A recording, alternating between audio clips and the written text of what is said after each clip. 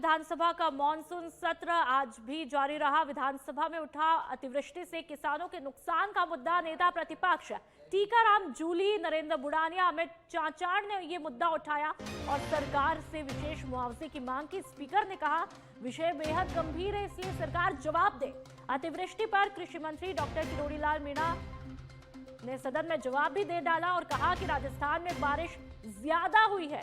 सदन में चिंता जायज है। करीब 22 जिलों में असामान्य बारिश हुई। 193 लोगों की अब तक मौत भी हुई है, 63 घायल हुए। पशुओं की भी बड़ी हानि हुई, कई आवास गिरे। अब तक 26 मृतकों के परिवार को 104 लाख रुपए दिए गए। तो वही सदन की कार्यवाही दोपहर 2 बजे तक के लिए स्थगित की गई है।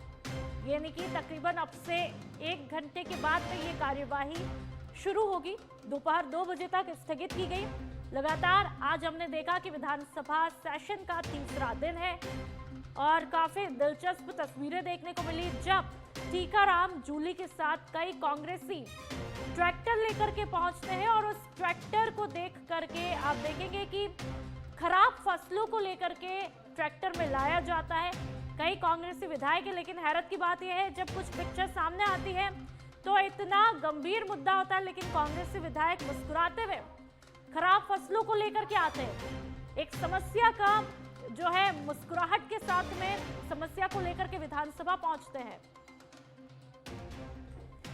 और ज्यादा जानकारी के लिए हमारे साथ में पॉलिटिकल एडिटर लाल सिंह फौजदार फोन लाइन पर जुड़ चुके हैं। लाल जी, आज किस तरह की तस्वीरें देखने को मिली? लेकिन जो मेरा अपना ओपिनियन है, मैंने देखा कि कुछ जगह जो तस्वीरें देखने को मिलती है जब कई कांग्रेसी विधायक ट्रैक्टर लेकर के पहुंचते हैं, नेता प्रतिपक्ष टीकाराम जूली भी होते हैं, बड़ी मुस्कुराहट के साथ में समस्या को लेकर के, खराब फसल उसमें होती है और मुस्कुराहट के साथ में वो विधानसभा में एंटर होते हैं।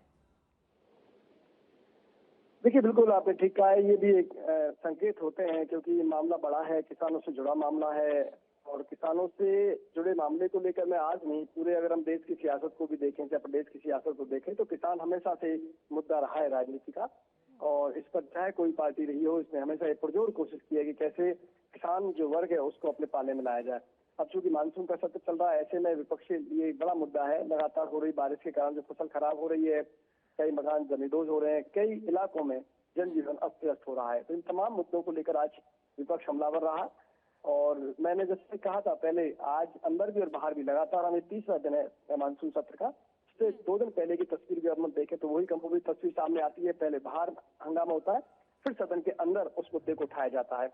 अब देखिए, अभी भी यही तस्वीर आई। सबसे पहले जो हमने तस्वीर दिखाई अपने दर्शकों को, किस तरह वो ट्रैक्टर लेकर आए, फसल खराबे के नमूने लेकर आए और इसके बाद प्रदर्शन किया। जिस गेट से एंट्री नहीं हो सकती, क्योंकि 5 और 6 नंबर से ये तय कर रखा है कि वहां से वाहन एंटर नहीं होंगे, वाहन आएंगे 7 नंबर से, आप वहां से जा सकते हैं। वहां उन्होंने प्रयास किया, पुलिस को बैरिकेड लगाने पड़े। तो ये तमाम कुछ चीजें कहीं ना कहीं प्रयास ये है, ये दिखाने का प्रयास है कि विपक्ष किसान के साथ है, किसान के मुद्दों के साथ है। खैर, इसके बाद अंदर जाके उन्होंने प्रदर्शन किया और सदन में पहुंच गए। शून्यकाल आज सही तरीके से चलता रहा, शून्यकाल में कोई दिक्कत नहीं है। लेकिन अभी प्रश्नकाल ठीक तरीके से चलता रहा। हाँ, जब शून्यकाल की बारी आई तो फिर इसी मुद्दे को लेकर अंदर हंगामा किया और 2 बजे तक सदन को स्थगित करना पड़ा। किरोड़ीलाल मीणा इस पूरे मामले को लेकर बोल रहे थे, लेकिन विपक्ष के तमाम विधायक उनसे संतुष्ट नजर नहीं आए और इस पूरे मामले को लेकर कि किसानों की फसल बर्बाद हुई है, अभी तक गिरदावरी नहीं हुई है, इन मुद्दों को लेकर उन्होंने अंदर भी आवाज उठाई। बिल्कुल लाल जी, लेकिन कल जो सवाल, जो तस्वीरें देखने को मिली, कल एक सवाल बड़ा चर्चाओं में रहा कि भाई डोटासरा साहब कहां पर है? क्या आज वो देखने को मिलते हैं? क्योंकि जितना मैंने देखा मुझे कहीं दिखाई नहीं दिए कि आज डोटासरा जी पहुंचते हैं, नहीं पहुंचते हैं, तो उसके पीछे क्या कुछ कारण आ रहे हैं? देखिए, चाहे वो कांग्रेस हो चाहे वो बीजेपी हो, ये सवाल सबके जहन में है, चाहे इंडिया कर्मी हो, कि आखिर गोविंद सिंह डोटासरा क्यों नहीं आ रहे। आज तीसरा दिन है, गोविंद सिंह डोटासरा सदन में नहीं आए। आपको ध्यान हो तो थोड़ा सा मैं अगर ले जाऊं वापस, आपको पीछे फ्लैशबैक में ले जाऊं, तो पिछले सत्र के दौरान जो घटनाक्रम हुआ, उनका निलंबन हुआ था, लेकिन बाद में समझाइश के बाद टीकाराम जूली बैठे, वासुदेव देवनानी बैठे, मुख्यमंत्री भजनलाल शर्मा के खुद के हस्तक्षेप के बाद वो मामला शांत हो गया, उनका निलंबन वापस हो गया। लेकिन आप ध्यान रखना, उसके बावजूद भी गौर करो आप कि वो नहीं आए सदन में, यानी कि उसके बाद भी सदन करीब 1 सप्ताह चला लेकिन वो नहीं आए। अब आप ये देखिए कि अब सदन चल रहा है मानसून सत्र, लेकिन 30 दिन भी नहीं आए, बल्कि 2 दिन तो हम देखें तो खुद सचिन पायलट आए, टीकाराम जूली लगातार आ रहे हैं। कहीं ना कहीं इसको जो सत्ता पक्ष है उसको इनकी अंदरूनी कलह मान रहा, लेकिन एक अंदर की बात जो निकल कर आई है वो हम शेयर कर सकते हैं। दरअसल पिछली बार जब हुआ था तो कुछ उनके द्वारा कहे गए शब्दों को विधानसभा की कार्यवाही में अंकित कर लिया गया था। खासकर एक लाइन जो स्पीकर ने कही थी कि ऐसे विधायकों को सदन में आने का अधिकार नहीं है या सदन में आने लायक नहीं है। तो उनका ऐतराज अभी उस लाइन पर है, वो इस तरह का प्रयास कर रहे हैं कि उस लाइन को हटाया जाए। लेकिन स्पीकर का कहना है कि अब चूंकि सत्र ही जब वो सत्र समाप्त हो गया, मानसून सत्र शुरू हो गया, तो पिछले सत्र की कार्रवाई को कैसे हटाया जाए। तो एक तकनीकी पहलू है, इस पर दोनों तरफ से विचार होगा। लेकिन अभी जो निकल कर आ रहा है, एक बड़ी वजह ये सामने आ रही है कि डॉक्टर राय चाहते हैं और उन्होंने इसका प्रयास भी किया है। कुछ दिन पहले जब बीसी की मीटिंग हुई थी तब ये प्रयास किया गया था। जी बहुत बहुत शुक्रिया लाल जी। तो लगातार तस्वीरें हम आपको विधानसभा सेशन की दिखा रहे हैं।